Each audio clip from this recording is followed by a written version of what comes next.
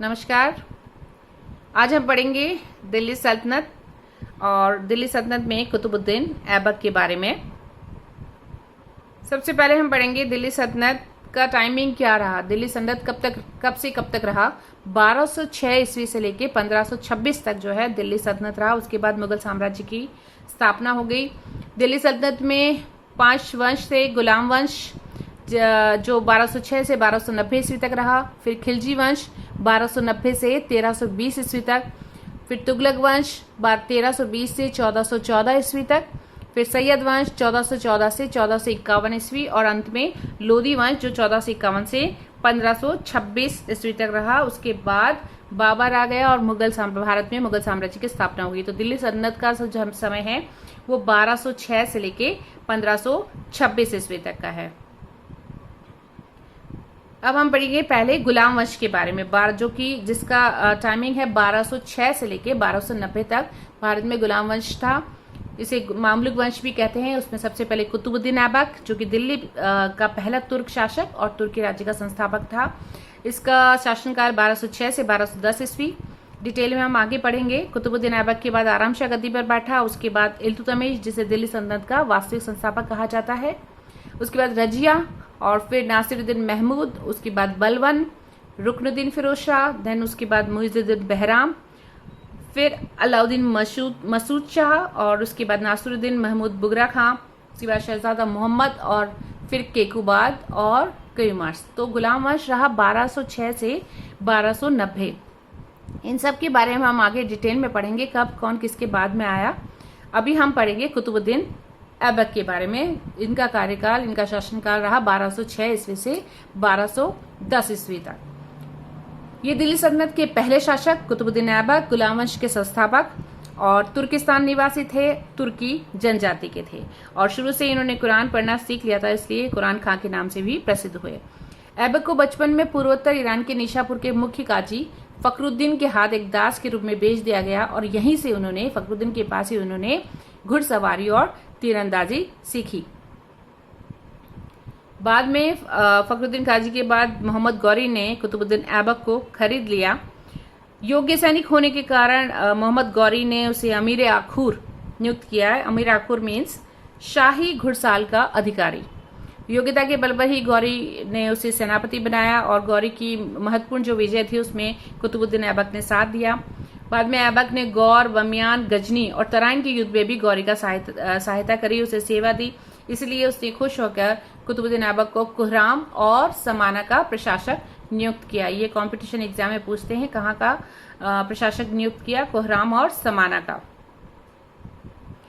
1192 से लेके 1206 ईस्वी तक वो गौरी के प्रतिनिधि के रूप में, मोहम्मद गौरी के प्रतिनिधि के रूप में उत्तरी भारत के विजित प्रदेशों का उसने प्रशासन संभाला, उत्तरी भारत का एरिया संभाला। और 1206 ईस्वी में खोखरों के दमन के बाद गौरी ने उसे औपचारिक रूप से मलिक और भारतीय प्रांतों का वली अहद यानी उत्तराधिकारी नियुक्त किया। यानी 1206 के बाद उसको मोहम्मद गौरी ने उत्तराधिकारी नियुक्त कर दिया और 1192 से लेकर 1206 ईस्वी तक वो गौरी के प्रतिनिधि के रूप में उत्तरी भारत का शासन संभाल रहा था। गौरी की मृत्यु के बाद 25 जून 1206 ईस्वी में ऐबक का औपचारिक राज्यारोहण हुआ लाहौर में। लाहौर को इसने अपनी राजधानी बनाई। शुरू में वो मलिक और सिपह सालार के रूप में उसने शासन संभाला। 1206 ईस्वी में सुल्तान से उसे सिंहासन, छत्र, दुर्वास, नक्कार और पताका ये सब प्राप्त करके सुल्तान की पदवी उसने धारण करी। मतलब सुल्तान की पदवी धारण करने के लिए उसे ये सब चीजें सुल्तान से मिलनी चाहिए होती थी। दिल्ली सल्तनत की स्वतंत्र सत्ता जो उसने स्थापित करी वो 1208 में स्थापित करी और इनके गुरु उन्होंने बनाए। कुतुबुद्दीन के जो गुरु थे वो ख्वाजा कुतुबुद्दीन बख्तियार काकी थे। ये भी कंपटीशन एग्जाम में पूछा जाता है। उसके कुतुबुद्दीन ऐबक के साम्राज्य में कौन कौन से उसके द्वारा अधीन किए गए क्षेत्र थे, ये मैंने मैप के द्वारा भी समझाया आपको।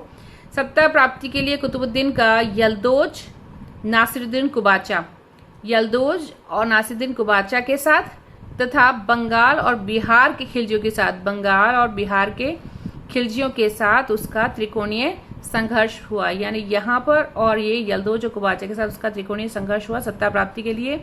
सत्ता से पहले उसके अधीन क्षेत्र कौन कौन से थे, इस वाले एरिया में ये पूरा कुतुबुद्दीन ऐबक का साम्राज्य है।